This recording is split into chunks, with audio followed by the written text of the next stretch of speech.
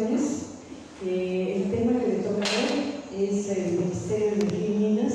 Siguiendo con la dinámica que tenemos, es cómo se organiza el Ministerio, cómo está. El doctor ha traído este documento que todos no tienen, ¿no? Donde está la organización del Ministerio. Entonces él va a hacer una explicación y, como siempre, después de la explicación, hay un momento para preguntas, para conversar con el doctor, ¿no? Sobre el tema que es energía y minas, ¿no? Entonces, lo dejo mejor aquí.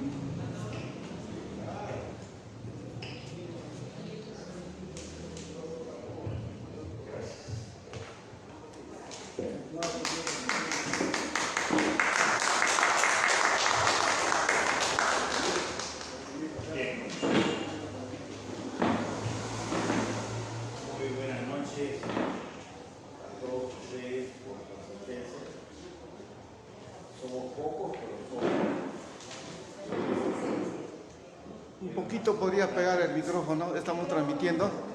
Sí. Así, ahí está. Somos pocos, vamos a decir, como mensaje de Jesús, somos los elegidos.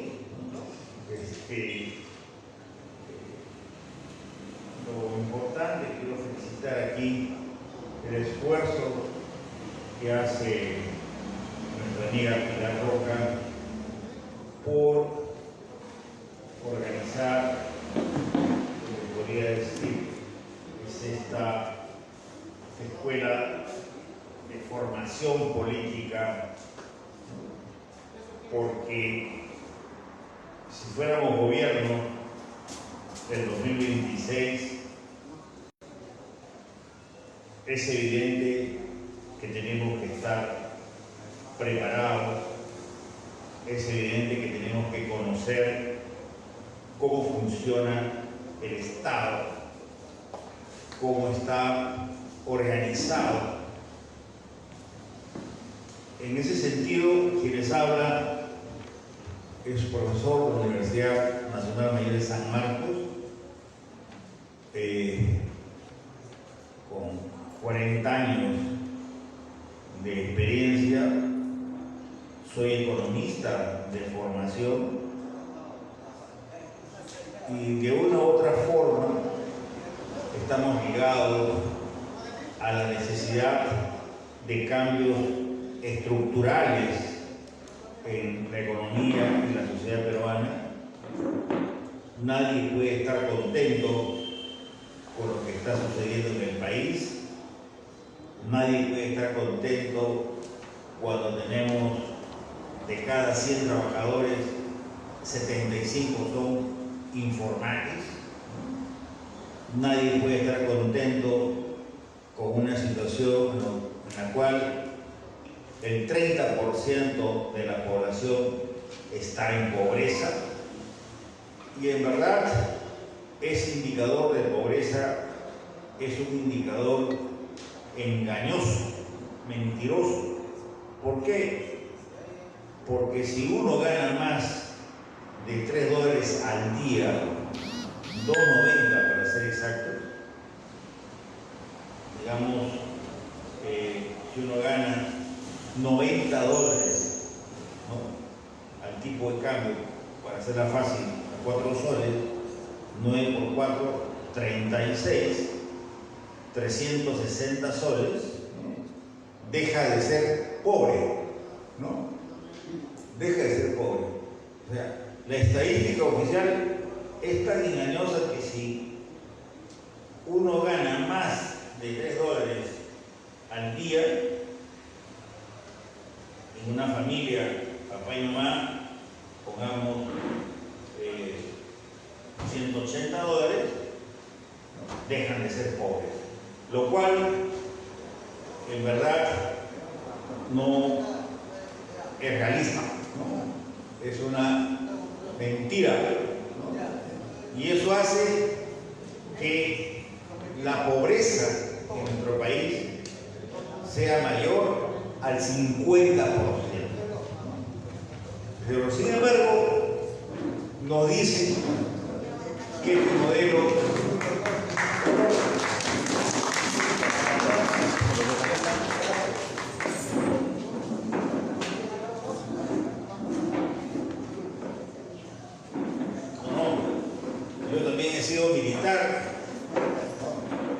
Colegio Militar de Ocho Prado, 24 promoción, un año seguí el curso de artillería de reserva, porque nos preparábamos para la guerra con Chile, y fue traidor el felón de Morales Bermúdez, el que justamente dio el golpe en agosto del 75 para evitar la recuperación, por lo menos de Arica, ¿no? En esa medida les estaba diciendo, estimado mayor Antauro, que nos venden un modelo exitoso a nivel económico, ¿no?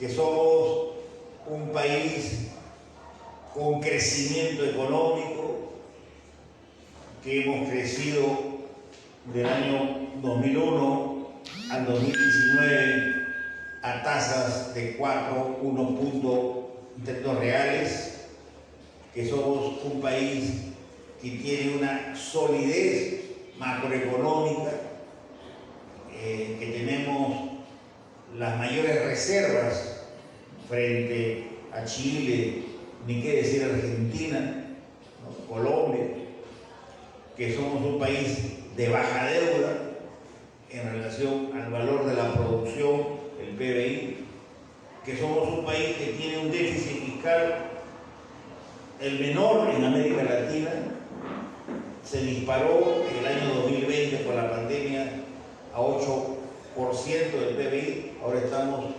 2.5, 2.6, mientras otros países tienen un mayor déficit, mayor intervención del Estado. Pero sin embargo, nosotros decimos, de cada 100 trabajadores, 75 son informales, ¿no? De cada 100 trabajadores, 75 son informales.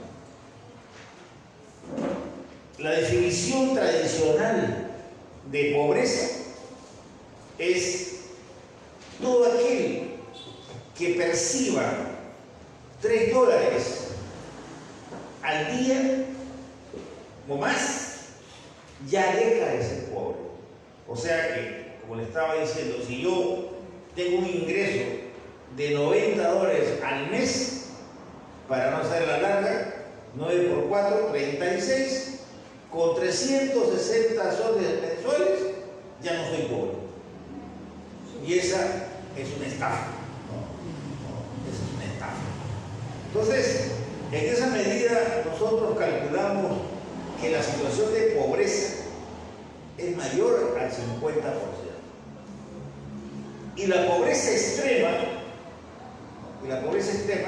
se define todo aquel que gane menos de $1.80 al día. Ya, pongámosle $2.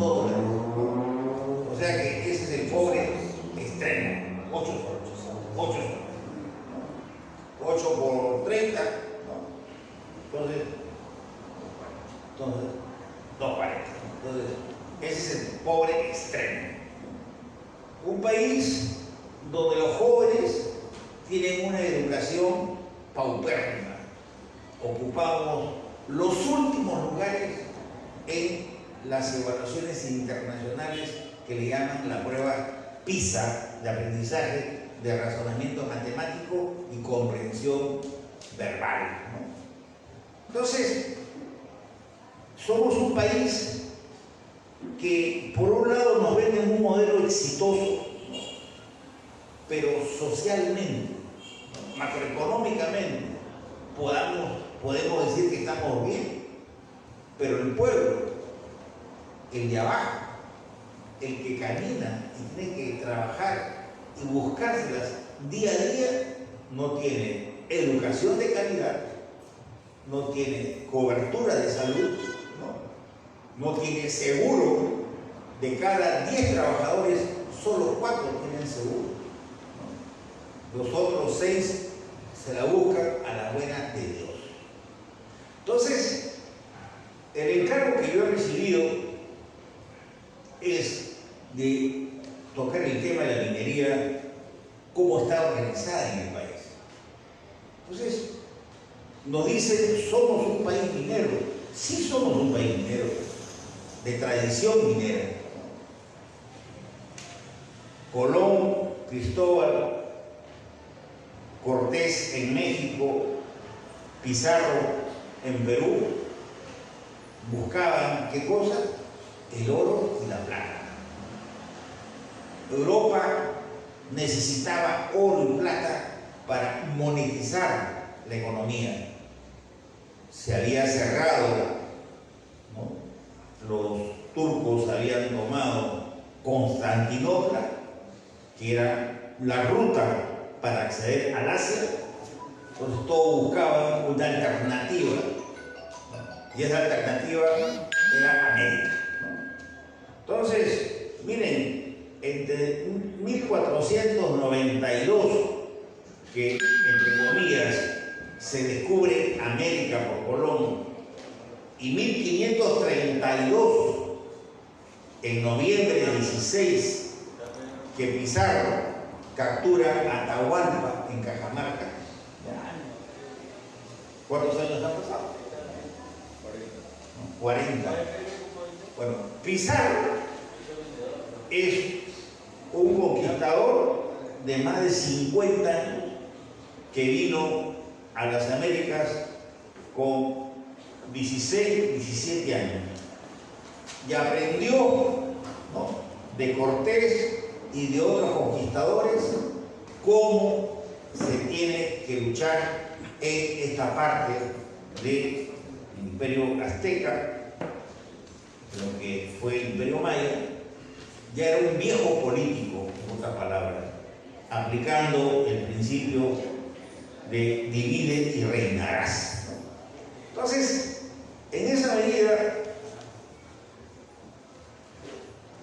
no solamente voy a citar el testimonio de un cronista español, Pedro Pizarro, pariente de Francisco Pizarro, que fue uno de los 4 que Pizarro, en conversaciones con Atahualpa, que Atahualpa quiere comprar su libertad y le promete el famoso rescate. Y en ese rescate, Pizarro ordena que 4 españoles de su ejército, de 180 españoles, 90 caballos, el resto infantería, pero no hablan de 4.000 auxiliares y negros de Nicaragua y Guatemala.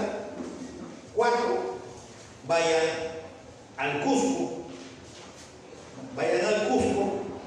a traer el rescate. Esos 4 españoles, uno de ellos fue este cronista Pedro Pizarro, que ya viejo escribe sus memorias porque está arrepentido, ¿no? Está arrepentido de lo que ha hecho, de destruir un gran imperio, y quiere comprar, ¿no?, en el paraíso cristiano, quiere comprar su pasaje al cielo, ¿no? Entonces, escribe su memoria, hace donaciones, y en su memoria dice, cuando llegan al Cusco, dice, qué gran ciudad, se parece a Roma, ¿no? Una ciudad limpia, sin ambulantes, ¿no?, sin prostitutas, organizada.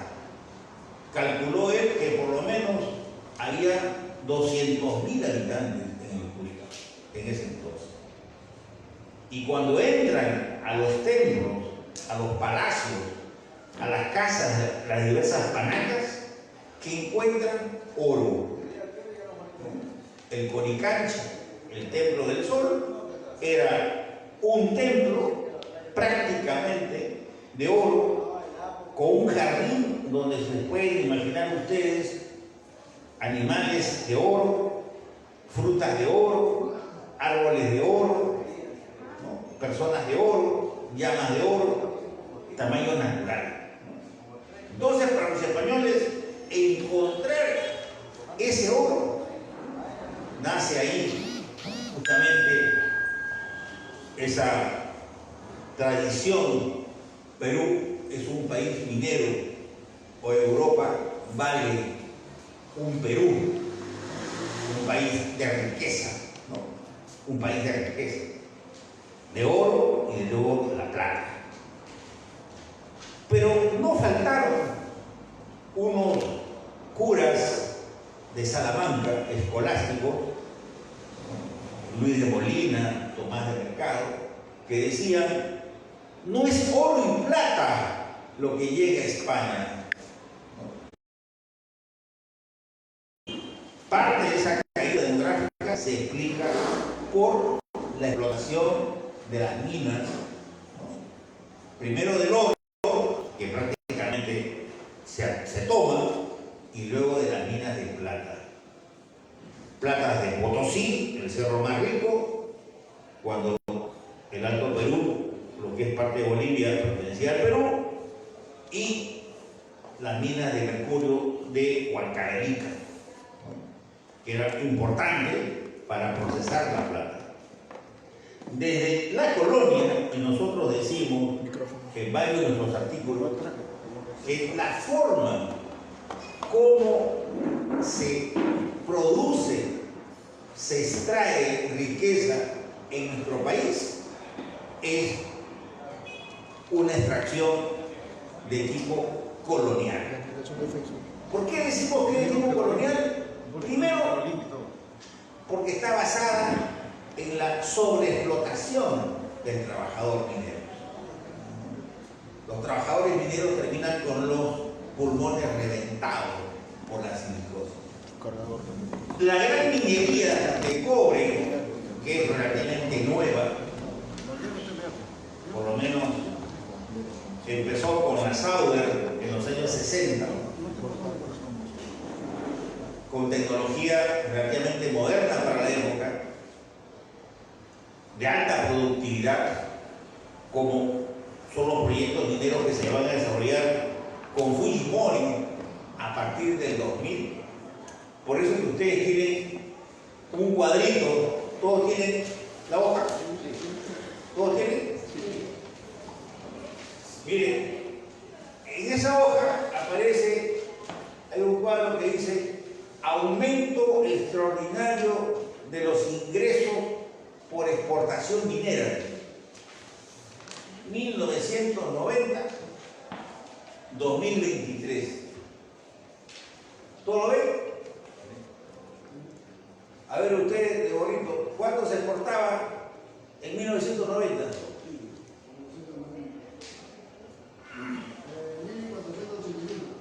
1.000 millones. Millones. 1.481 millones. El año 2000. Está mal de los vitrales. Ya. 3.220. Ya. Miren, ya estamos en 92, ya estamos con la dictadura de Fujimori. No hay, miren, no hay aumento significativo del valor de las exportaciones, es decir, los minerales, el cobre y el oro que se van, ¿no?, al exterior. Ojito, ojito, desde 2007 el principal comprador minero es la China popular, la China comunista, desde 2007. Pero antes de 2007 era Estados Unidos, ¿no?, Europa, Japón. Entonces, van a ver que el 2003, el 2004, a ver, usted, el 2004, ¿cuánto exportamos en el 2004? 7.124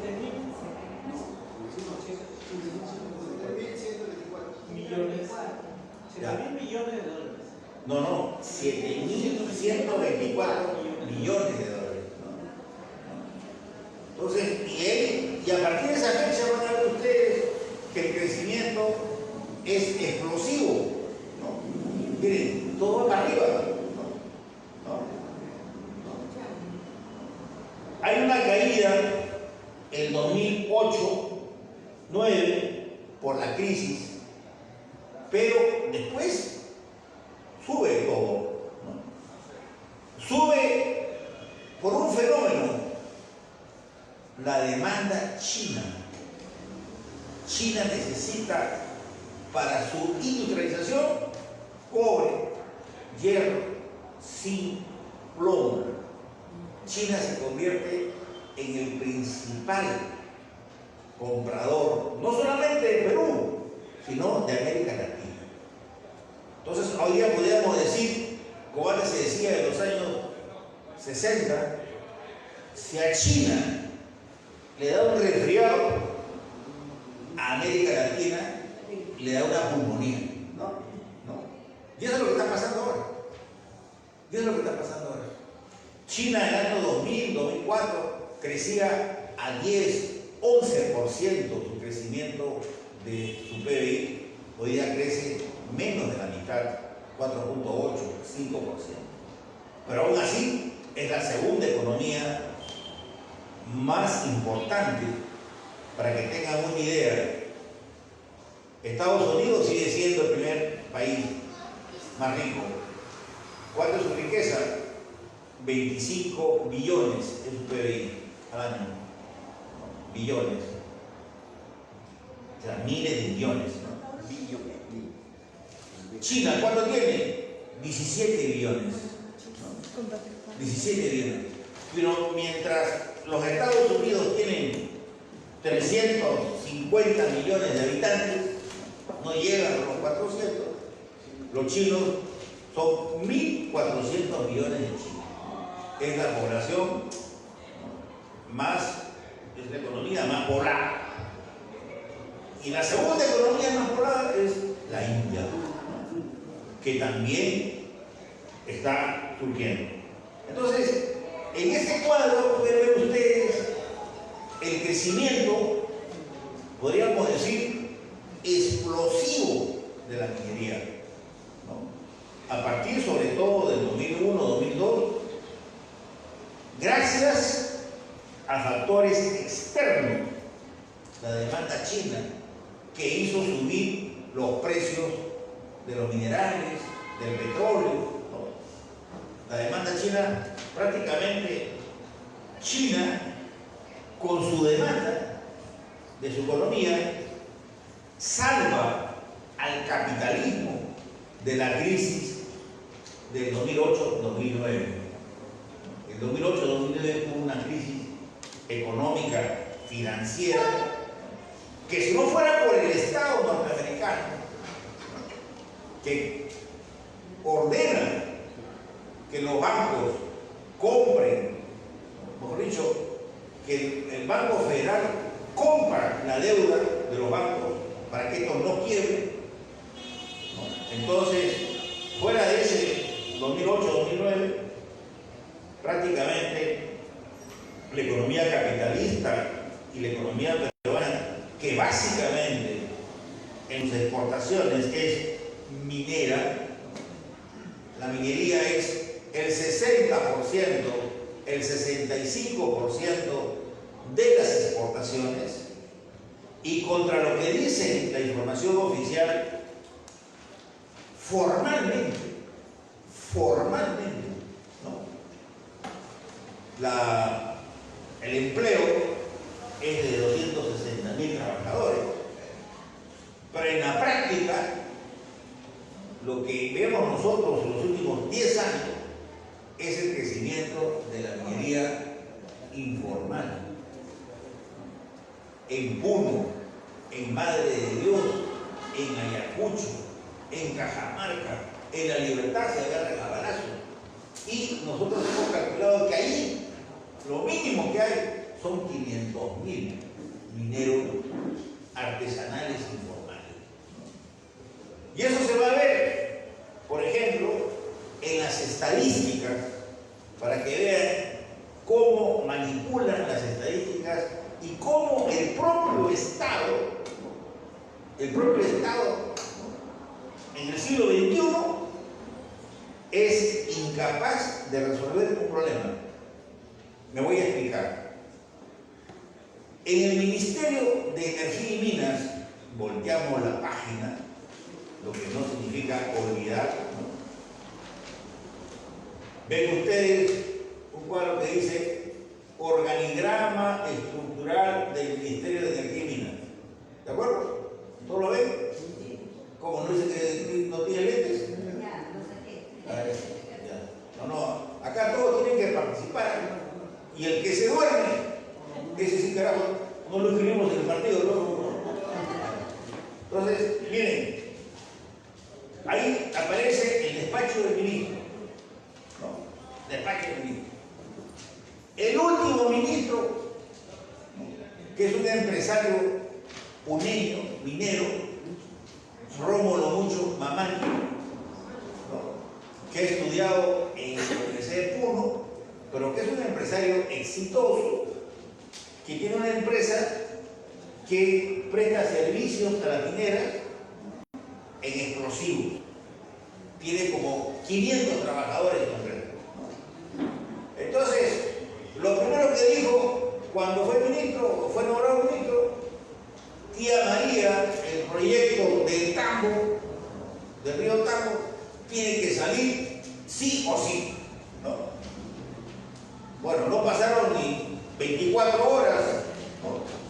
72 horas, Hildebrand publica la relación de empresas a las cuales la empresa de Rómulo Mucho Mamani le presta servicio. Entre ellas, la SAO del Perú, del Grupo México, de la familia Larrea, que es la segunda productora privada más importante a nivel mundial, y la primera productora es una empresa norteamericana, Freeport-McMoRan, que está en Arequipa, en Cerro Verde. Entonces, pero esa figura de Rómulo Mucho se repite desde 1969, con excepción del periodo del general Juan Velasco Alvarado, porque el primer ministro es Jorge Fernández Maldonado, ¿no? Pero desde 1980, con la recuperación de la democracia, entre comillas, ¿no? Desde Belaúnde, ¿no? Fernando Belaúnde Terry, ¿no? Todos los ministros de Energía y Minas han sido o abogados de las empresas mineras, petroleras, poéticas, porque ustedes ven ahí despacho ministerial, ¿no? Y luego van a ver 3 viceministerios. Van a ver viceministro de electricidad. ¿Lo ubicas? ¿Tu hoja? Oiga, usted. ¿Dónde está? ¿Tu hoja?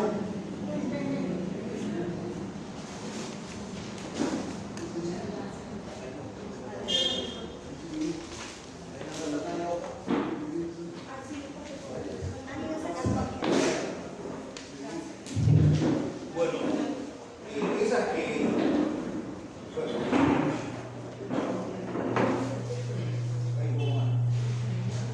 Bien, viceministerio de electricidad, ¿no? Tiene que ver con el sector eléctrico, ¿no? Con la promoción de la generación eléctrica,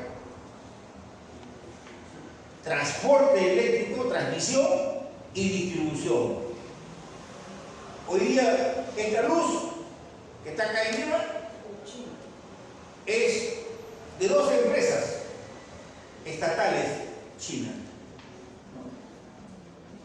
Luz del Sur, que es de la empresa Tres Gargantas del Estado chino, y lo que antes era en el norte, ahora es Enel Distribución Lima, de un consorcio chino también del Estado comunista chino. La generación eléctrica, y esto es importante, mayor, nosotros tenemos una capacidad de potencia de electricidad de 15.000 megavatios. 15.000 megavatios. La medida, ¿no? pero solo se utilizan 7.000 megavatios a plena capacidad para dar luz a todo el Perú. La diferencia, 8.000 megavatios, se llama reserva de electricidad. La reserva, cobertura de reserva. Y a nosotros nos facturan, a ti, nos facturan en nuestros recibos como si los 15.000 megavatios estuviesen funcionando. O sea, yo tengo mi generador, soy uno que no produce electricidad, estoy en la reserva y estoy disponible, ¿no?, las 24 horas al sistema que se llama COES, es el Centro de Coordinación Económica de Electricidad, donde están todas las empresas de generación. Entonces, la potencia es 15.000, pero se usan 7. Los otros 8 están en reserva. Pero así estando en reserva, todos le pagamos una retribución del 12% al año. Del 12% al año. O sea que las empresas felices. Digamos que es un robo consentido, ¿no? Entonces es parte del modelo que nos venden. Otra característica del modelo, el precio de generación, que es el 50% del costo de la tarifa. Si yo pago 200 soles al mes, 100 soles es la generación, el costo más importante. Pero ¿quién me determina el precio de generación? El costo marginal. ¿Qué significa esto, compañeros y compañeras? Significa que el productor menos eficiente, el productor que tiene los más altos costos de producción, ese fija el precio. Si yo tengo el costo más alto, todos venden al costo más alto. Entonces, los que producen con hidroelectricidad, aprovechando la caída de las aguas, o los que producen a gas, o los que producen aprovechando las eólicas, venden como si toda la generación fuese hecha quemando diésel, petróleo diésel o petróleo residual, que es caro y contaminante. En otras palabras, los productores que producen electricidad más barata venden al precio marginal, al precio más alto, al más caro. El más caro es el que fija el precio. Entonces, los más eficientes se doblan. Por eso que ustedes nunca van a ver en el comercio, nunca van a ver en gestión, nunca van a ver a los analistas, nunca lo vas a ver en la carrera de Calci hablando de las eléctricas y lo que ganan, ¿no? Ganan más que los mineros en términos porcentuales, pero están perfil bajo, ¿no? Las eléctricas, como se dice, compran el gas barato de Camisea, porque es uno de los más baratos del mundo, pero no venden de energía cara, ¿no? Venden energía cara. Luego van a ver viceministerio de hidrocarburos, ¿no? ¿Todo esto? Ya, bueno, ese ministerio está encargado, ¿no?, de regular, de legislar, ¿no?, de promover la inversión en el sector. Bueno, ese ministerio ha estado siempre capturado por las empresas petroleras, básicamente por las empresas de Camisea, por las empresas que exportan el gas del lote 56, gas barato, ¿no? Miren, acá el sur no tiene, por eso uno de los objetivos del plan de gobierno tiene que ser la masificación del gas para que el gas, en lugar de exportarse, ¿no?, a Japón, a España, a México, ¿no?, a Corea del Sur, ¿no?, primero se destine al país, porque solamente Lima tiene gas. Yo le hago la pregunta, levanten la mano los que utilizan balón de GLP. Balón de GLP. Balón de 10 kilos. Balón de gas, de 10 kilos. Ya, levanten la mano los que tienen gas natural en sus casas. Castillo dice que casi todos somos de... ¿Por qué? Porque es el más barato. Y miren, acá, más o menos, es más gas natural, que es una mezcla de dos gases, ¿no?, etano y metano. En cambio, el GLP es también la combinación de dos gases, el propano, ¿no?, y el butano, ¿no? Bueno, no voy a... pero son diferentes, ¿no? Uno se vende en balón de 10 kilos y el otro viene como el agua. Entonces, en Lima, de una población de casi 11 millones de habitantes, solo podemos nosotros decir 1.500.000 familias, ¿no?, o sea, 4,5 millones tienen acceso al gas natural. En Bolivia, en Colombia, el 60, el 70% de la población están enchufados al gas natural. ¿Me entienden? En Bolivia, de 15 millones que son, el 60% está enchufado al gas natural. En Colombia, que son casi 42 millones, el 70% de su población está enchufada al gas. Pero ¿saben cuál es la paradoja?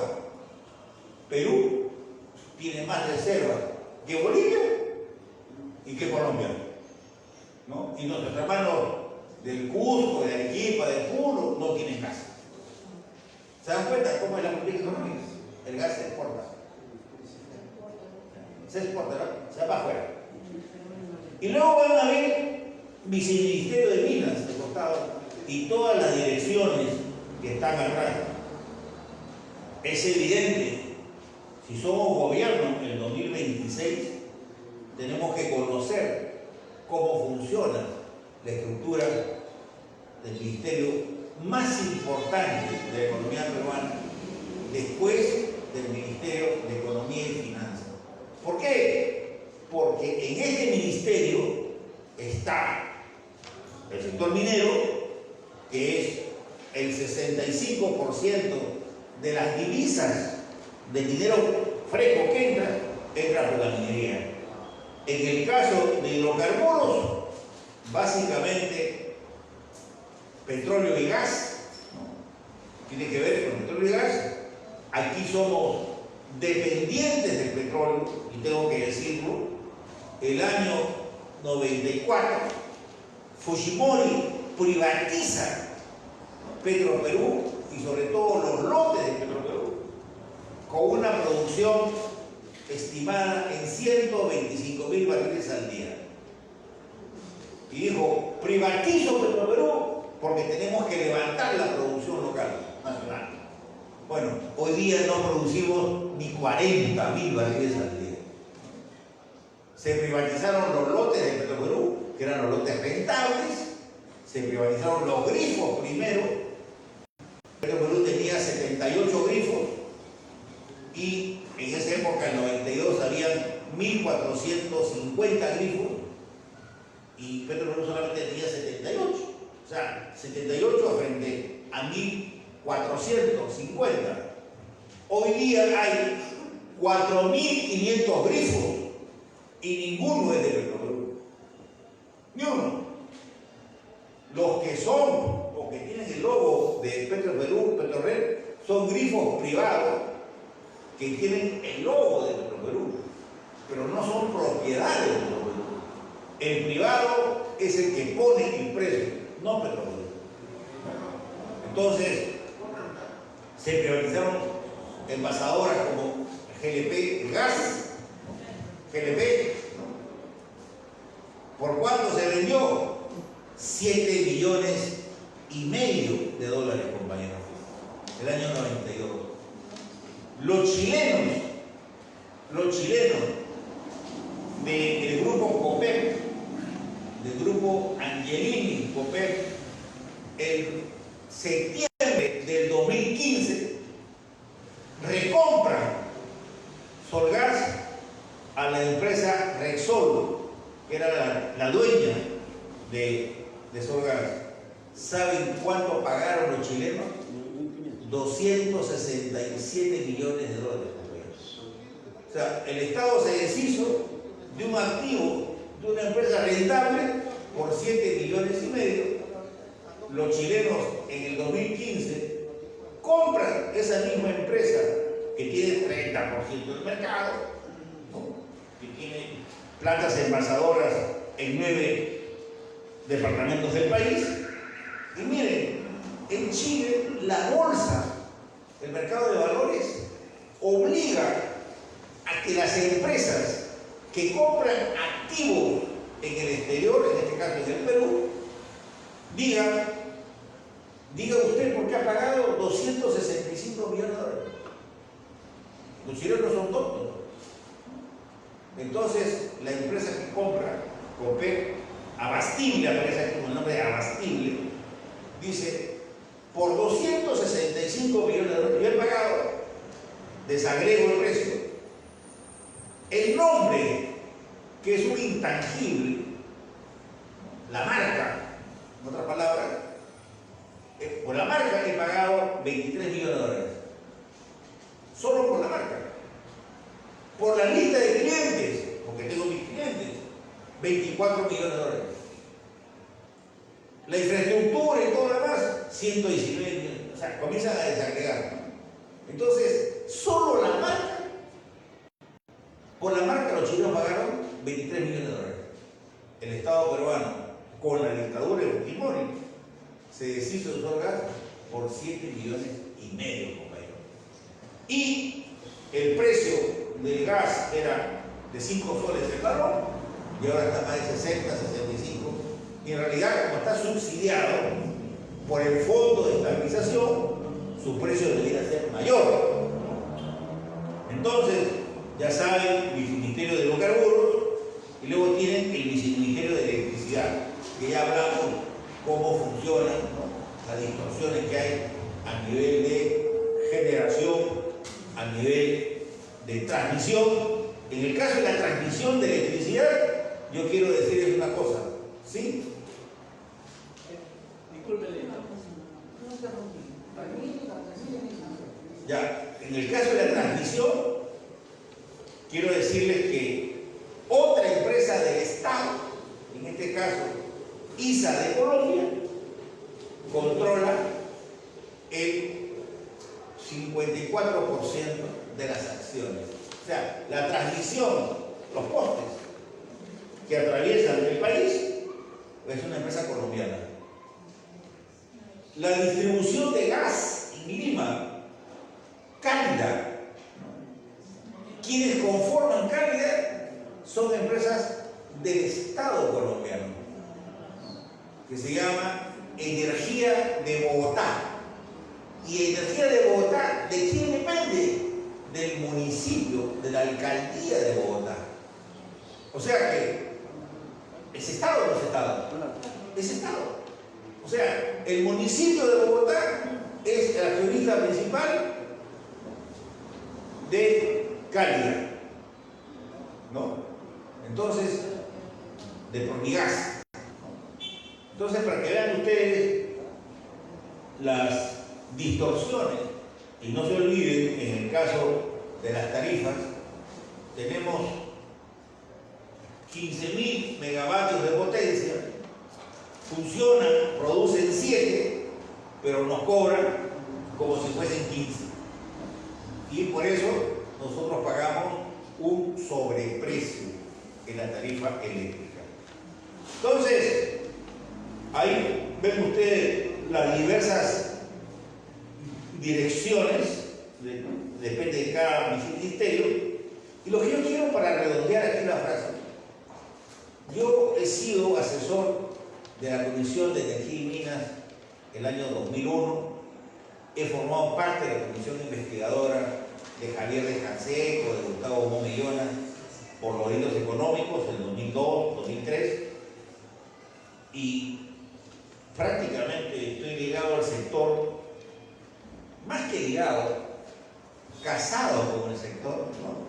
Porque yo soy asesor del sindicato, ¿no? Fuera de ser profesor en San Marcos, ustedes saben pues que ser profesor es el inicio, ¿no? Entonces hay que buscárselas, ¿no? Entonces, como asesor de sindicatos, mineros, petroleros, ya algo compensan. Por lo menos tengo para sacar la fotocopia, ¿no? Entonces,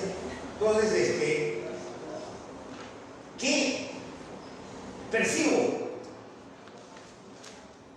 Que cada director o alto funcionario tiene la camiseta de una empresa minera.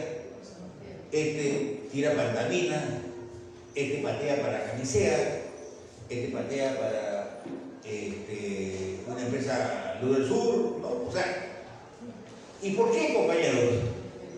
Porque de cada 100 trabajadores que hay en el ministerio, 85 son CAS, contratos administrativos de servicio. ¿Cuánto ganan? 5 lucas, 6 lucas, 7 lucas. ¿Cuánto es? 7 lucas, ¿cuánto es? 7.000 soles, compañera, que se busca. 7.000 soles. Ya. Ustedes se imaginan un empleado CAS que no tiene estabilidad, firmar contratos por 50, 100, 200 millones de dólares.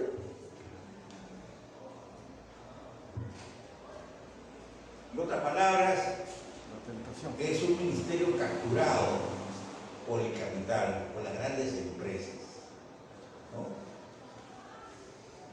Históricamente funciona así. Por eso un profesor, Francisco Durán, que en paz descanse, escribió un libro sobre los grupos económicos, que yo tuve oportunidad de presentarlo en la Feria del Pacífico hace unos años, donde él crea la frase, las puertas corredizas, ¿no? El más grande lobista en nuestro país, que ha sido ministro de Energía y Minas, el primer ministro de Energía y Minas del segundo gobierno de Belaúnde, fue el conocido PPK, pero Pablo Kuczynski. Lean su memoria que ha sacado, ya está con Alzheimer, ¿no? Tiene más de 80 años, pero es el principal lobista. Yo le digo su libro, leí su libro, él dice, fui convocado por el arquitecto Fernando Belaúnde como ministro, ¿no?, de Energía y Minas en la recuperación democrática, julio de 1980. En diciembre del 79, él fue contratado, porque es un gran financista, que se correa con Rockefeller, con los Bush, con los grandes financistas, fue contratado por el First National Bank, más una casa, por $180.000 al año. Ese fue su contrato. Pero él, de buena gente, se sacrificó por la patria y aceptó el cargo de ministro de Energía y Minas de Fernando Belaúnde. Y él lo dice en su libro, dice, mi sueño $5. Y como yo no tenía cuenta en el Perú, se lo daba a la cocinera como parte de pago. ¿Ah? ¿Qué les parece? O sea, el pata estaba pagado ya, y el sueldo ministro no le servía para pagar a su cocinera, ¿no? Él mismo lo dice, está en su libro, un gran lobista, ¿no? Entonces, yo creo que esa es la figura de los ministros que han pasado por Delfíninas, salvo los ministros que puso Pedro Castillo, uno que otro, que eran militantes de Perú Libre, que no conocían el sector, pero que también querían hacer negocio. Entonces, por último, para que vengan las preguntas, que es lo más importante, ven en el cuadrito de abajo, Perú, participación de los ingresos fiscales comparado con las exportaciones mineras. ¿Todo lo ven? ¿Todo lo ven? Es el cuadro de abajo. El cuadro de abajo. Ahí dice impuesto a la renta de la actividad minera. Entre el 2004 al 2022, el Estado peruano, estos son los ingresos fiscales que el Estado peruano ha recaudado directamente de la actividad minera, solo de la actividad minera. ¿Cuánto ha recaudado? 27.617 millones. ¿Pero en cuántos años? No, del 2004 al 2022. 18 años. Entonces, ¿cuánto es el impuesto a la renta? 30% de la utilidad imponible. 30%. Regalías mineras 2005-2022. Las regalías mineras es una contraprestación. Yo redacté el proyecto de regalías mineras que lo hizo suyo un congresista de Perú Posible y un congresista del APRA, Glomiro Sánchez, que era congresista por Perú Posible, rector de la Cerro de Pasco, la universidad, y Carrasco Tábara, viejo dirigente aprista. Bueno, esa regalía minera se fijaba como 3% sobre el valor de la producción. En el proyecto que nosotros redactamos era el 10% sobre el valor. ¿Qué significa valor? Al valor es la producción por el precio. P por Q te da un valor. Sobre ese valor tú tenías que pagarle como regalía al Estado el 3%. ¿Cuánto significó eso del 2005 al 2022? 5.075 millones. Todo en dólares. El aporte voluntario, más conocido como el óvulo voluntario de Alan García, que fue vigente del 2007 al 2011, era el 3.75 de la utilidad neta, 781 millones de dólares. Y eso lo manejaba la empresa minera, no lo manejaba el ministerio, pero era un ingreso fiscal. Los derechos de vigencia son los derechos que tienen que pagar las mineras por mantener sus concesiones mineras. $3 para la gran minería, $3. $1 para los pequeños mineros, $0.50 por hectárea para los mineros artesanales hasta un máximo de 100 hectáreas, ¿no?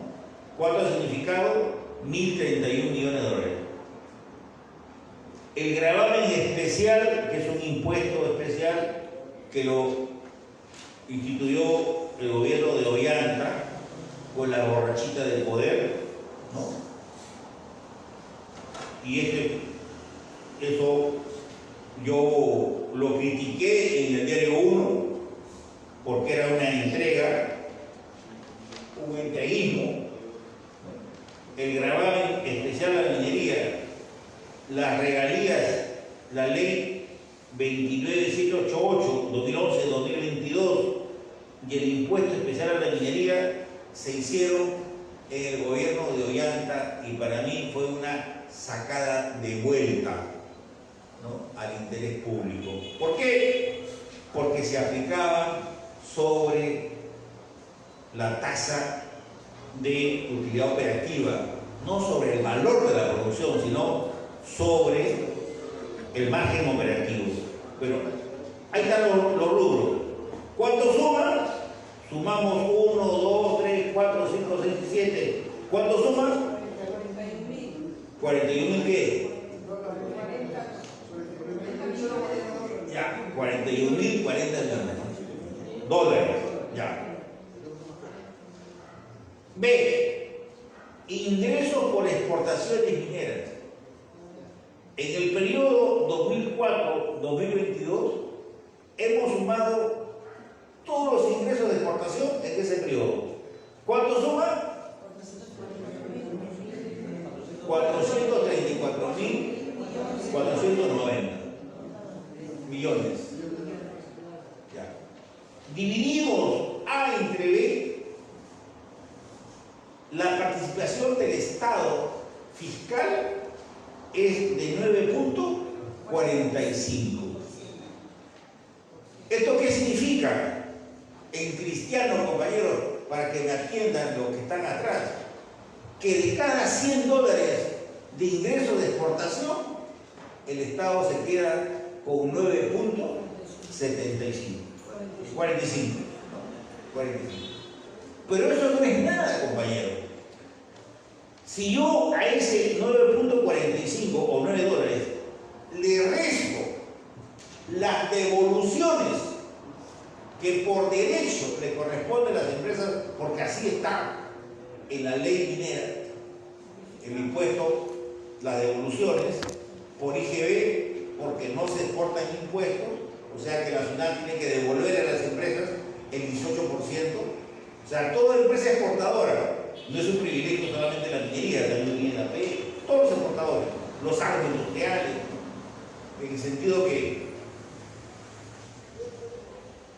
todo el 18% de los bienes y servicios que yo haya necesitado y demostrado ante la SUNAT que son necesarias para la producción, para la exportación, bueno, ese 18% de IGB se devuelve. O los impuestos pagados por demás, por ejemplo, viene una inversión que ya ve, ¿por qué ha caído los ingresos tributarios en la minería? O el 2015, Las Bambas, Toromocho, Constancia, por el efecto arrastre de pérdidas. ¿Qué significa eso? Que las empresas no pagan impuestos mientras no recuperan su inversión. Por lo tanto, si yo a esta participación de 9.45 le resto las devoluciones y los beneficios tributarios, me quedo con 2. Y la pregunta, el sector más importante de la economía peruana, el sector más rentable de la economía peruana, no está pagando lo que debiera pagar al Estado. Entonces, pero ahora hay un fenómeno nuevo. Y aquí termino. En el sector oro, el BCR publica su página. Las exportaciones de oro en promedio son 6 millones de onzas al año. 6 millones de onzas al año. Pero vamos a la producción fiscalizada por el Ministerio de Energía y Minas, que ahí tienen sus direcciones. ¿Cuánto fiscaliza lo que declaran las empresas al Ministerio? Un promedio de 4 millones de onzas, compañero. La pregunta es, ¿yo puedo exportar 6 según el Banco Central de Reserva? Y según el Ministerio, solamente fiscalizo por 4, que es lo que declaran las empresas. ¿Qué significa eso, compañero? Que hay 2 millones de onzas bailando.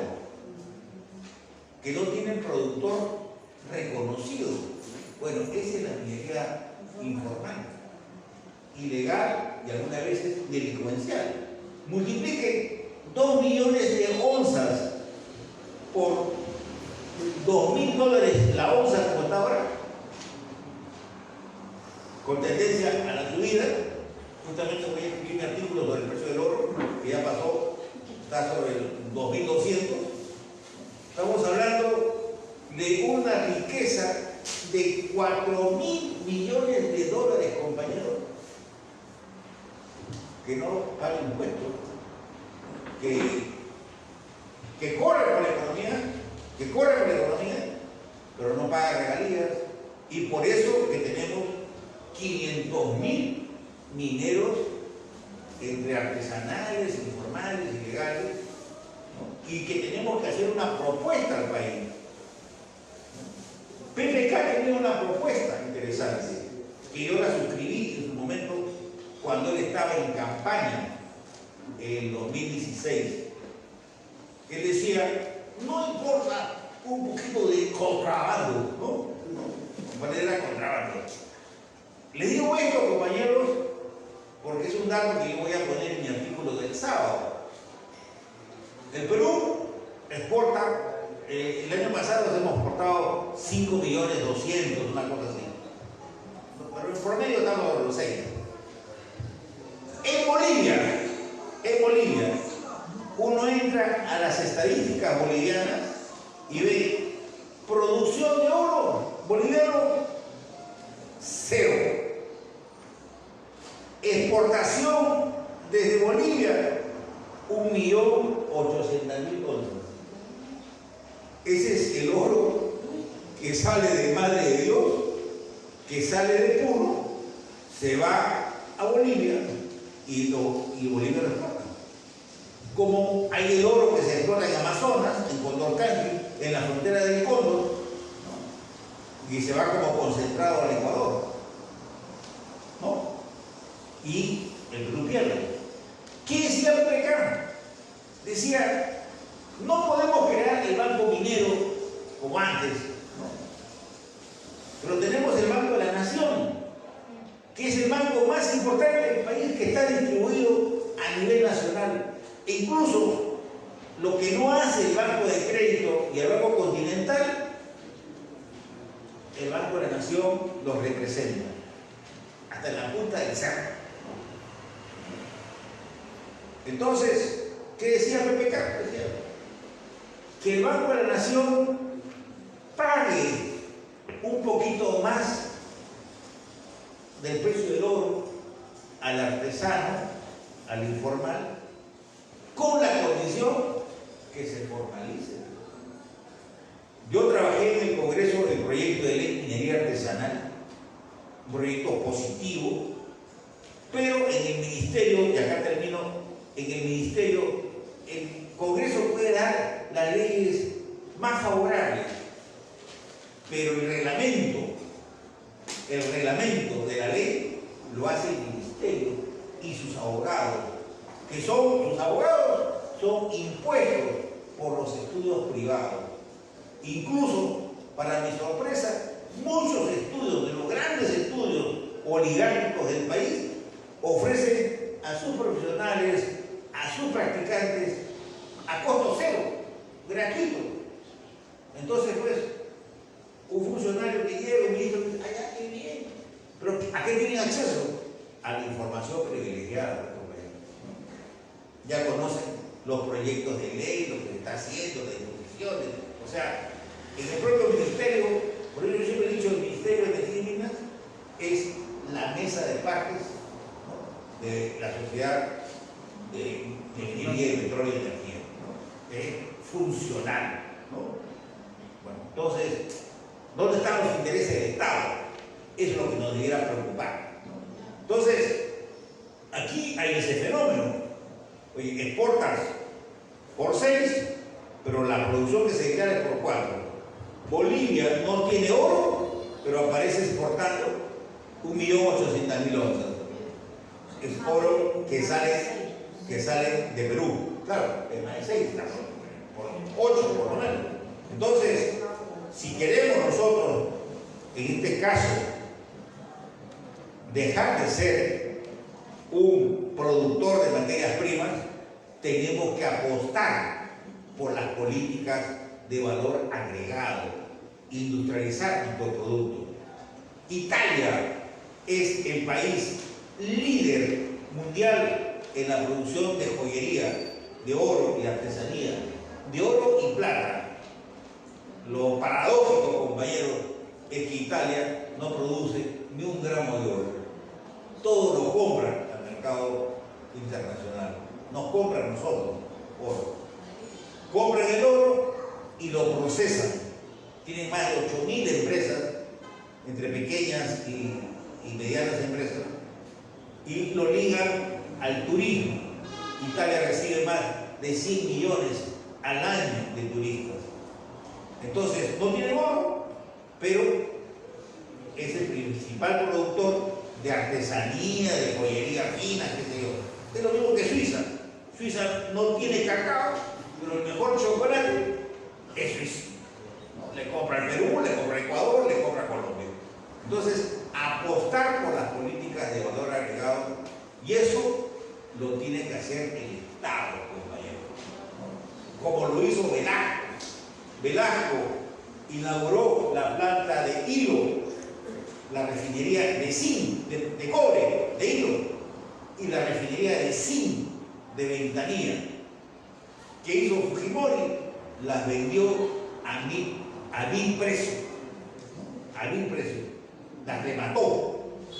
Chile, no son tontos los chilenos. Chile es el principal productor de cobre, produce 5,5 millones, 5.8. Nosotros estamos arañando 2.8 millones de toneladas de cobre. Los chilenos producen 5.5 y tienen una empresa estatal, Codelco. Pero Codelco produce 1,5 millones, 1,8 millones. O sea que la mayoría es privada. Pero los chilenos tienen 8 refinerías y fundiciones. 8. Nosotros tenemos una, ¿no? Entonces, ellos venden el cobre, lo venden como cobre fino. ¿Cuánto vale el cobre fino? $3.60, $3.80 la libra. Nosotros lo vendemos como concentrado de cobre, vale la mitad o el 60%. Y con el agravante, compañeros, y por eso fue un crimen de lesa humanidad que cerrara el complejo metalúrgico de La Oroya, compañeros. La Oroya, que era de Centromí, lo compró en la privatización una empresa Dorran, pero la compró sin minas. Las minas que estaban alrededor, las minas de Cerrepasco, San Cristóbal, Anachagua, Casapalca, Morococha, fueron privatizadas, ¿no? Aparte del complejo. La única mina que tenía el complejo era Cobriza, que se ha vendido a un precio de regalo, $2 millones. Cuando nosotros, recuerdo yo, fui negociador del sindicato, el seguro había valorizado Cobriza en $200 millones, ¿no? Un regalo, ¿no? Entonces, ¿qué pasaba? Hasta en 2010 funcionó esa refinería, ese complejo metalúrgico. Procesaban los concentrados de cobre, los concentrados de zinc, los concentrados de plomo, los concentrados de plata, y salían cobre fino, plata fina, zinc fino, plomo fino. Pero fuera de eso, salían 18 subproductos: cadmio, molibdeno, litio, antimonio, bismuto, ácido sulfúrico. Y en el caso del litio, el cadmio tenía más valor que el mineral principal. Ese es el crimen. Fíjese cuánto ha perdido el Perú del 2010 a la fecha por estar cerrado. Los trabajadores han comprado el complejo, pero todavía no levantan la unidad principal, que es la unidad de cobre. Compañeros, aquí termino. Espero que los aplausos sean fuertes.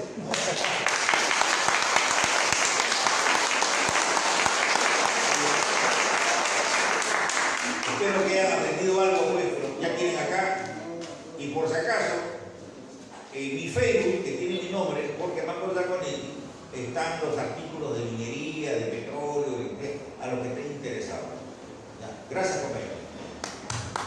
Gracias por Mario, por ponencia, gracias, muy buena.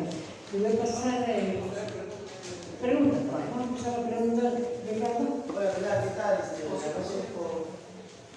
Buenas noches con todos los presentes. Antes que nada, estimado profesor, Juan Exponente y compatriota también, felicitar por su alocución tan objetiva y fácil de entender. Yo estaba revisando bastante el tema de hidrocarburos. Yo le quería formular dos preguntas. Yo quisiera que los compatriotas tengan en claro qué es camisea cuando hablamos de camisea.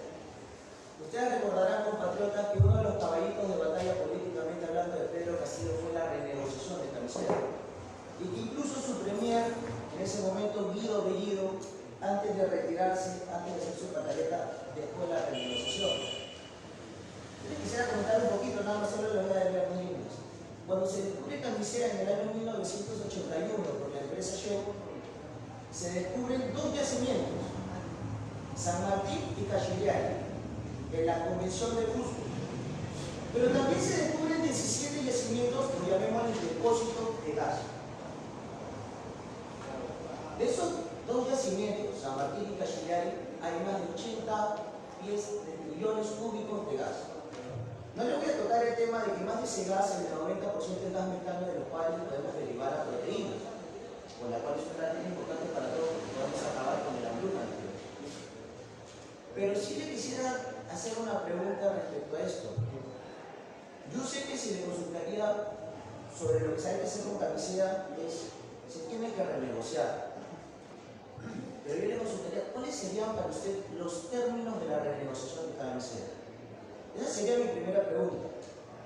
También escuché el tema del exministro de Energía Jiménez Herrera Descalzo. Sabemos que cuando se hace la cláusula 8.6 estaba el señor del ministro de Energía Jiménez Herrera Descalzo. Entonces quisiera saber cuáles son también los términos para renegociar las acciones, porque sabemos que Herrera Descalzo vende las acciones a un 37.24%, pero después en el gobierno la bajan a 12%. Con lo cual el Perú, compatriotas, estaba perdiendo más de 10.000 millones de dólares en ese año, en el 2000, anual. Entonces yo, profesor, quisiera saber cuáles serían los términos de la renegociación. Gracias. Entonces, va a contestar las preguntas. Pero vénganse por acá para que estemos grabando. ¿Hay alguna otra pregunta?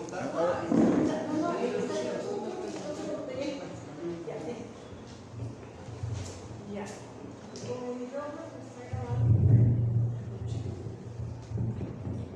Buenas noches, compatriotas. Buenas noches, profesor mayor. Es importante estos temas de todas maneras. En estos momentos, la Oroya, con la cotización bajísima del zinc, por más que tenga sus operaciones y el circuito operativo, no es rentable. Solo con el zinc. El resto de metales está pasando por un buen ciclo económico propio de nuestras materias primas. Se guía por ciclos económicos. Sin embargo, Buenaventura está a punto de quebrar porque solamente produce concentrados y no refina el zinc. Pero, sin embargo, la Oroya requiere esa materia prima para poder refinar. Le falta instalar el circuito de cobre por las emisiones de SO2 por las cuales se cerró en 2010, pero ¿es rentable tener una refinería en ese sentido? Solo por el zinc, porque para el resto de metales sí es rentable. Los mineros informales se anuran, amalgaman el oro, sea cual sea el metal. Esa es una pregunta. Y la segunda es, ¿por qué no integrar la metalurgia, que es el siguiente trabajo en la producción minera, para poder darle valor agregado?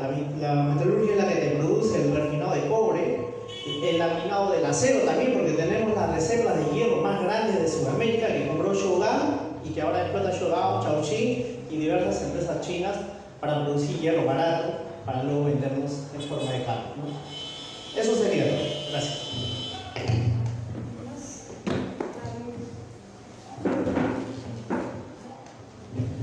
Buenas noches con todos. Bueno, hace poco vino el profesor Héctor Béjar y nos dijo que ya está por sacar un libro acerca acerca de lo que es agricultura versus minería, ¿no? En el cual va a sustentar y va a llegar a saber que en realidad el Perú no debe ser un Perú minero, sino un Perú agrícola. Entonces va a demostrar eso. Entonces, al respecto, no sé si usted nos podría ilustrar qué es lo que convendría al Perú, ser un minero o ser un agricultor. Muchas gracias.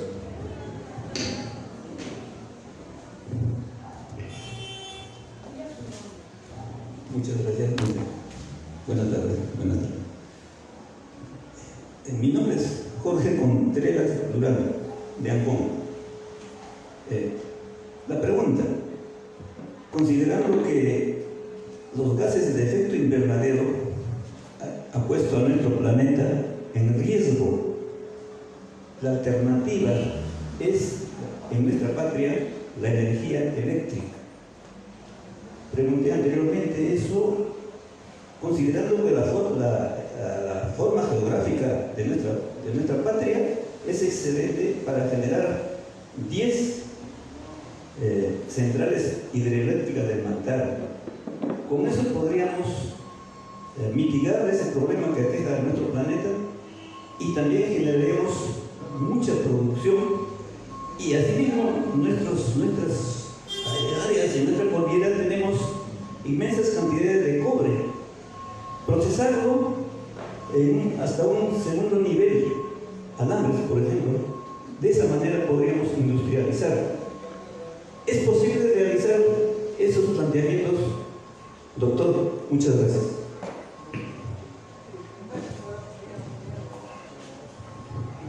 Bueno, muchas gracias.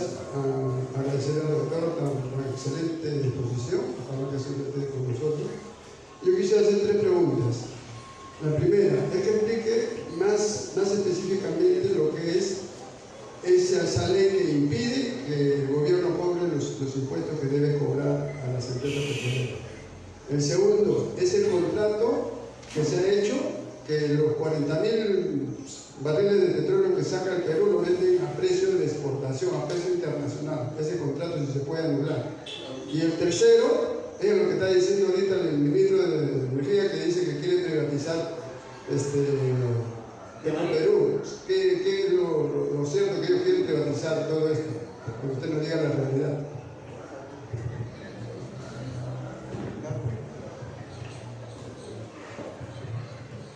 Buenas noches, mayor.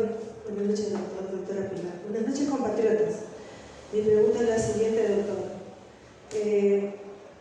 Hablando del tema de electrificación nacional en el Perú, ¿por qué el voltaje de la luz es muy bajo en el Perú? Hemos viajado, como mayor hemos tenido la oportunidad de viajar, y hemos comprobado que la luz en toda la macrorregión sur es muy bajo el voltaje. En Lima metropolitana también existe en los conos. Ahora, yo pago, por ejemplo, 300 soles de luz. A veces viene 300, 400. No, paga y después reclama. Así se sucede en los distritos, en los conos, porque las tarifas son demasiadas altas. Punto siguiente. Es muy importante que usted nos haya ilustrado respecto a la minería ilegal, teniendo en cuenta que todo el Perú tiene yacimientos mineros. Somos ricos en todo el campo minero y hay mucha pobreza. ¿Por qué? ¿Por qué se genera eso? Porque los gobiernos a la fecha no se dan cuenta que con una nueva constitución o restitución del 79 podemos cambiar el tema político, social y económico, compatriotas, porque acá las transnacionales hacen lo que les da la gana. Entonces, el tema minero en el Perú es muy importante. Doctor, mi pregunta, ¿por qué hasta ahora no ven el tema de las tarifas eléctricas, que es un problema grave para todo el país? Gracias.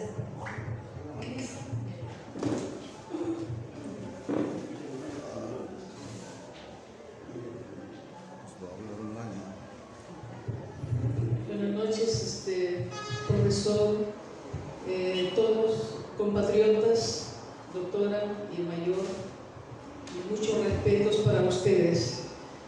Hay mucho para preguntar, pero voy a ser así ligera. yo quisiera saber cómo es posible,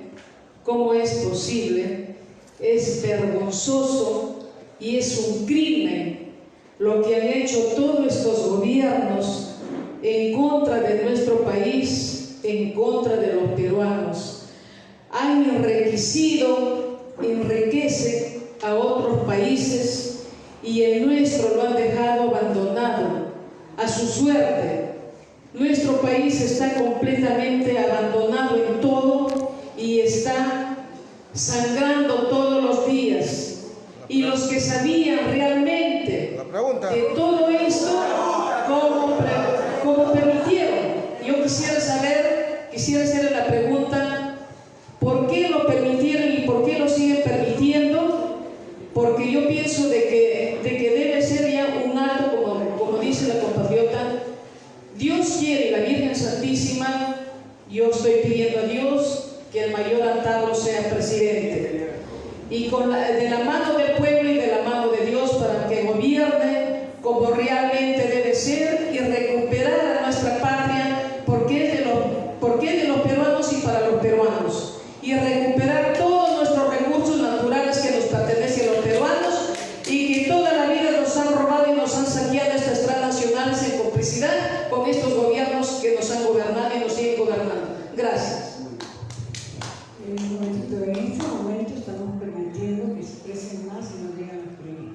Todos los que han venido han expresado y después han hecho la pregunta. Si es para todos, también es para Elisa, ¿no? Rosario.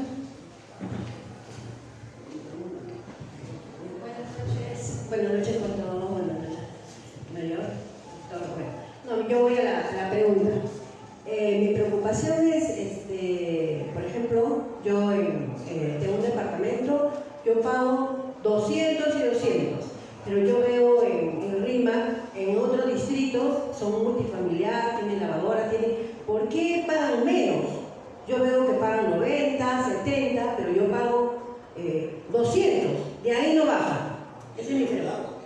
No, la energía de acá, de electricidad. Ya, gracias. ¿Alguien más quiere pregunta o aquí terminamos? Pasa el micrófono acá. Bien. Gracias por las intervenciones. Veo que les ha interesado el tema. Vamos a ver. Primero veamos lo de Camisea y lo asociamos con el tema eléctrico. Es cierto, las reservas de Camisea fueron descubiertas en 1984 por la empresa transnacional Shell, que negoció con Alan García, el primer gobierno, y no hubo un acuerdo porque la Shell quería llevar el gas para la exportación y el gobierno de Alan García decía, bueno, primero que el gas alimente a la central al complejo de Loroya, entre otras cosas, ¿no? O sea, no hubo acuerdo. Y la Shell invirtió 500 millones de dólares. ¿No? 500 millones de dólares. Y no tuvo el problema en retirarse del país. Por eso Fujimori decía, la Shell se ha retirado y las reservas ahora son del Estado peruano. Y somos ahora 500 millones de dólares más ricos, porque las reservas de Camisea, básicamente del lote 88, fueron descubiertas en el 84. Y al costadito estaban las reservas del lote 56, ¿no? Donde hubo todo un lobby para exportar ese gas desde un principio. Solo que se valieron de un ardid jurídico para decir que estas no eran reservas probadas, sino eran recursos. ¿Por qué es importante, compañeros? El año 99, Fujimori, antes de viajar, entre comillas, fugar del país, había dado una ley de promoción a la industria del gas natural. ¿Y qué decía esa ley? En el artículo 2, inciso A, decía que es posible la exportación del gas siempre y cuando se satisfaga el mercado interno en un horizonte renovado de 25 años. En otras palabras, tiene que estar asegurado el gas para el mercado interno los 25 años. El lote 88 se licita en medio del escándalo de los Vladivideos, ¿no? Donde aparecía el doctor Montesino, que tenía los mismos gustos que Otárola, ¿no? Solo que era voyageur, o sea, mirón, ¿no? Gozaba que su mujer haga el sexo con un tercero, ¿no? Entonces, ya la degeneración, ni más Roma, ¿no? Entonces, y filmaba todavía. Y filmaba también las coimas, ¿no? Cómo le daba a Sur de Canal 5, cómo le daba al de Canal 4, ¿cómo se llama? De Crucillar, ¿no? Le daba, ¿no? Y tenía en la lista periodistas, congresistas, el chino Rodríguez Medrano era su hombre de confianza en el Poder Judicial, la Fiscalía, o sea, era el poder total. Bueno, en ese contexto se licita el lote 88 y gana una empresita argentina. Digo una empresita Pluspetrol porque antes de venir aquí, Pluspetrol en Argentina, de 12 empresas, era la número 11. O sea, era una empresa que ni siquiera calificaba, ¿no? Se asoció con otras empresas, con los hermanos Han, Oil, SK Hanoi, la Corea del Sur. claro, ¿no? SK de Corea, Hidrocarburos Saturnos, Andinos de Valentín Paniagua también. Sonatrach, de aquella, y se enfrentan a un monstruo, que es la empresa Total de Francia. Las bases decían, la regalía mínima era de 10%. La regalía es el derecho que tienen que pagar las empresas por explotar el recurso. Entonces, Total propone 35% de regalía. O sea que de cada 100, el Estado se queda con 35. Pluspetrol propuso el 37.24. O sea, 2 puntos más. Entonces, ¿y por qué? Porque ahí no había riesgo. Las reservas ya eran conocidas. Y el riesgo es parte del precio. O sea, pero si otro ha hecho el riesgo, en este caso Shell había perforado, había descubierto varios trillones, 8 trillones de reservas de pies cúbicos. Bueno, lo que sucede el 2001, el 2003, es el escándalo. ¿Por qué? Porque al costado del lote 88 está el lote 56. Pavorelli, ¿sí o no? Pavorelli. Entonces, y ese lote tenía 2 trillones de reservas.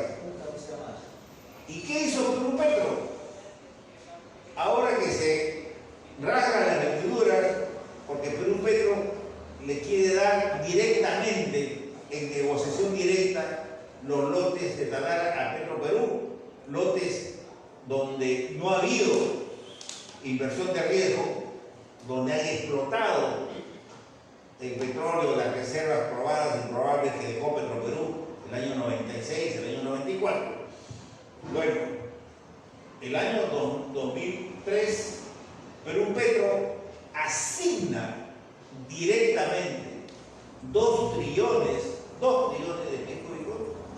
al consorcio, ya no Camisea, sino a otro consorcio que se llama Perú LNG, que está conformada por casi las mismas empresas de Camisea, ¿no?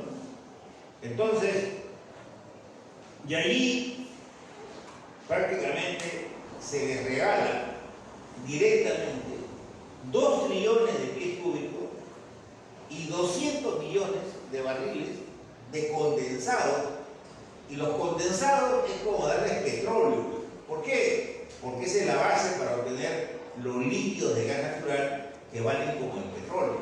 ¿Se imaginan darle a una empresa 200 millones de barriles? O sea, y eso en nombre.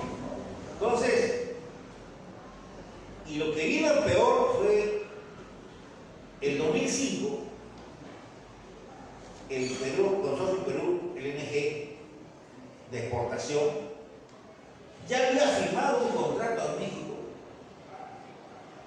con la empresa federal estatal mexicana para el gas, pero fija un contrato lesivo por el cual yo era asesor, me acuerdo, en el Congreso, lo tengo clarísimo.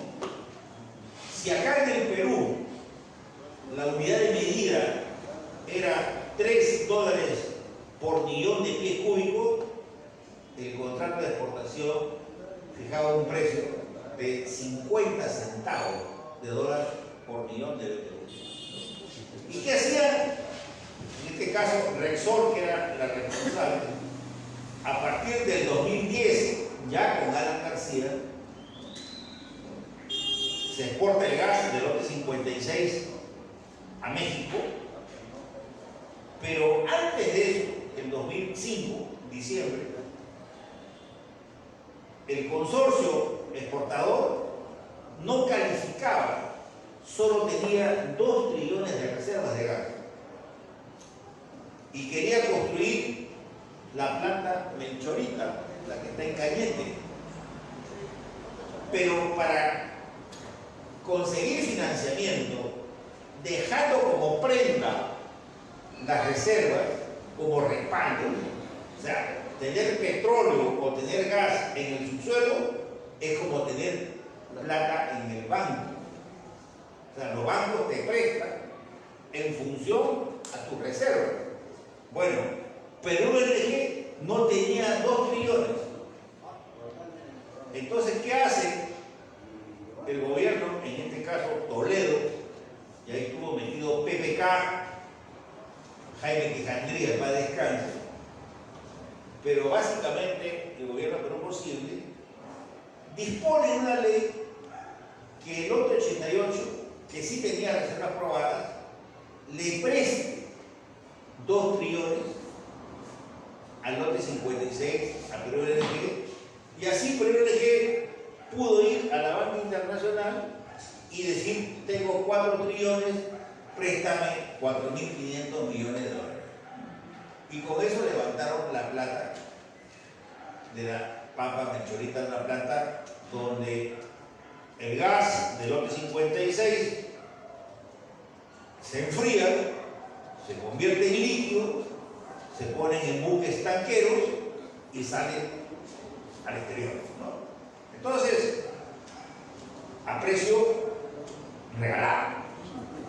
A tal punto de regalado que en 2012 Perú Petro le gana un juicio por el cual se demostró que Rexor llevaba el gas barato a México y en México pagaba la regalía que fijaba el contrato hasta 52 centavos por millón de BTU, que es la unidad de medida, y luego se lo llevaba a Japón, el mismo gas se lo llevaba a Corea, y ahí el gas costaba 10, 12, 14 dólares el millón de BTU, ¿no? O sea, lo que pagaban acá eran centavos, lo llevaban a México, lo revendían, ¿no? Lo reembarcaban, hacían la finta, pero era el mismo gas. Entonces, ¿qué se puede hacer? Es evidente, en una negociación. Fíjense que el contrato se firmó en 2000 y los contratos son por 40 años. ya estamos en el 24. Entonces, Camisea ya no está invirtiendo. La producción de líquidos, para entendernos, cuando de los pozos de Camisea sale el gas y salen también los líquidos de gas natural. Y los líquidos de gas natural es el lomo fino, el gas natural es el hueso. ¿Por qué digo que el gas natural es el hueso? Porque tiene precio regulado. Es el único contrato que tiene precio regulado, precio barato. En cambio, el gas del lote 56, del lote 57, del lote 58, el precio se fija por la oferta y la demanda. Ahí no hay regulación. ¿No? Por eso es que tenemos nosotros 400.000 automóviles a gas natural. Usted le conversa a un taxista, llena su tanque con 15, 16 soles y con ese taxi se puede movilizar 120, 140 kilómetros. Si fuese gasolina, tendrían que pagar 60 soles, 70 soles. O sea que ahí se nota clarísimo que es barato el gas. Lo mismo en las casas. Si yo tengo gas natural, no pago más de 20, 25 soles mensuales. Entonces, de ese punto de vista, se tiene que renegociar. ¿Por qué? El contrato de exportación del lote 56 termina en el 28. O sea, ahorita. ¿No? Y las empresas no están invirtiendo, ni Pluspetrol, el Consorcio Camisea, ni Perú LNG. La producción está declinante. Entonces, ¿por qué? Porque ellos dicen, oye, esta regalía de 37.24 tienes que bajar, es muy alta. Si tú quieres que invierta, pero esa regalía es la que financia el canon gasífero para el Cusco. El 50% del canon gasífero, el principal ingreso que tiene el Cusco es el canon gasífero. Nosotros hemos calculado del 2004 al 2022, solo por canon gasífero, el Cusco ha recibido 28.000 millones de soles. Pero cuando uno va al Cusco y se dice, ¿dónde está esa plata?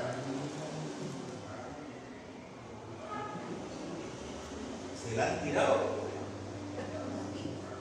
O sea, no hay una obra que diga, acá está la plata unida. Hay 3 gobernadores presos. Hay 3 gobernadores presos. Uno de ellos es Apure. El hospital, ¿cómo se llama el hospital? Lorena, está ahí, el casco. Pero hace más de 10 años está ahí. Entonces, para que vean, el problema no es de plata, compañeras, plata hay. El problema es el cáncer de la corrupción a nivel central, regional y local. Entonces, ¿se tiene que renegociar? Sí se tiene que renegociar. Y una de las condiciones para renegociar es la masificación del gas y la petroquímica, compañero. Yo recuerdo, porque era asesor en el Congreso, asesoraba a un finado congresista del Partido Nacionalista, Juvenal Cordóñez, que tiene una posición firme. Yo recuerdo que se discutía en el Congreso si la ley de petroquímica para neutralizar el gas, sobre todo el metano, el gas de Camisea 90% es metano, y el metano es la base para hacer urea, la base para hacer nitrato de amonio. Que la agricultura y la minería pueden ir juntos, claro que sí. El metano sale del gas y sin embargo nosotros importamos 1.200.000 toneladas de abonos, de fertilizantes, de la urea 400.000 toneladas, el resto son nitrogenados. que lo tenemos en Bayóvar. En Bayóvar se exporta el fertilizante como piedra chancada y lo compramos como fertilizante nitrogenado, ¿no? O sea, somos productor de materia prima. Entonces, creo que sí que hay que renegociar, pero una cosa es renegociar los contratos con rodilleras, renegociar los contratos con conocimiento, cuáles son los puntos sensibles, y no como hizo el Chou Bellido, ¿no?, con el ministro de ese entonces, que ni sabía dónde quedaba Pluspetrol, y fueron a dejar un espectáculo, una carta, y el portero lo dejó que lo reciba porque ahí ya no funcionaba la empresa. Entonces me voy a apurar. Sobre Herrera Descalzi no voy a hablar. Lo único que les puedo decir es el ministro que firmó el contrato de Camisea y es el ministro de Energía y Minas en este gobierno de Merino que duró 5 días. Y es, digamos, asesor de grandes empresas eléctricas. En el caso de Noroya, yo creo que sí, es importante repotenciar, hoy día no es rentable, es verdad, y no es rentable porque el miserable que privatizó Centromín por partes, que fue ministro de Energía y Minas, ¿cómo se llama? El funcionario de la privatizó por partes. ¿Y qué significa privatizar por partes? Usted puede vender un automóvil y el motor lo vende aparte, la llanta la vende aparte y quiere que le dé un buen precio. ¿Y cuál era el motor? El motor del complejo metalúrgico eran las minas. Y por eso Volcan, que es la principal empresa de zinc, se hizo grande con las minas de Centromín, sobre todo Andechagua y San Cristóbal. Una empresita que facturaba 20 millones de dólares antes de la privatización, en el año 94, llegó a perforar, a facturar 1.000 millones, gracias a la privatización de Centromín. En el caso del acero, es importante, pero ahí tenemos a Chuan. Chuan es una empresa de Estado chino. ¿Cuánto produce? 20 millones de toneladas de acero, de hierro. ¿Y a quién le vende? A su matriz, Chuan Corporation. O sea, el hijo le vende a la madre, ¿no? Y el precio del hierro, $100 la tonelada. Y el precio del acero, y se necesitan 3 toneladas de hierro para hacer una de acero. ¿Cuánto vale una tonelada de acero? 500, 600 dólares, 600 dólares. China, que es el principal productor mundial de acero, produce el 54% de los 1.800 millones de toneladas de acero que produce China. Con respecto a lo de Petroperú, creo que hay que defender Petroperú. Es tal vez una de las pocas banderas de nuestro general Juan Velasco Alvarado.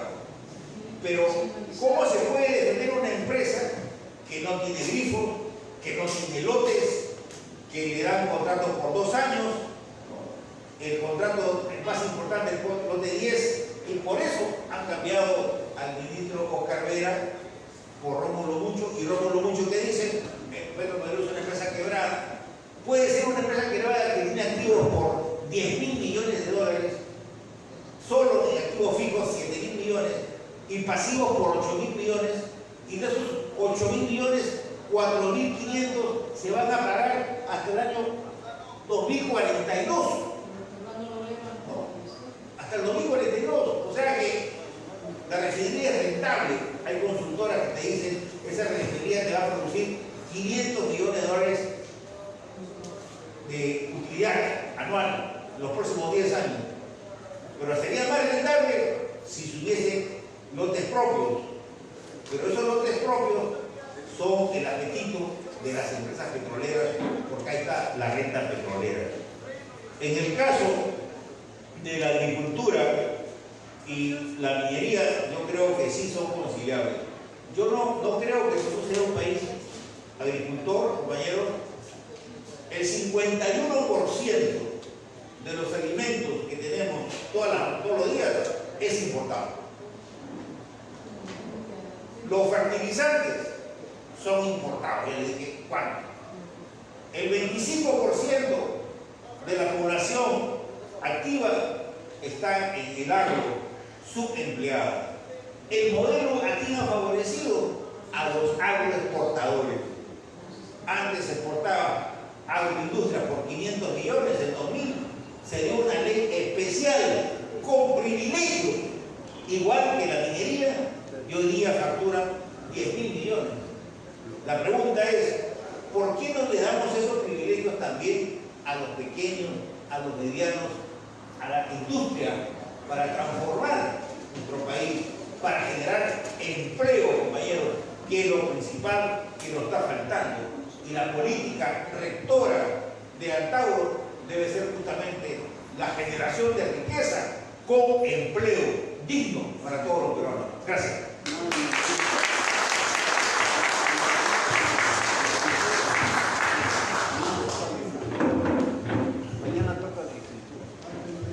Bueno, compatriotas, estamos ya en la hora. Lo felicito al doctor Marco Saconati, ha sido bastante didáctica. Solamente les puedo decir algo breve. Estamos indignados. La exposición nos ha indignado totalmente. Y yo les digo una cosa. Todo esto se va a arreglar con el artículo 307, desconociendo la Constitución de Fujimori y Montesinos, y entramos a renegociar todo.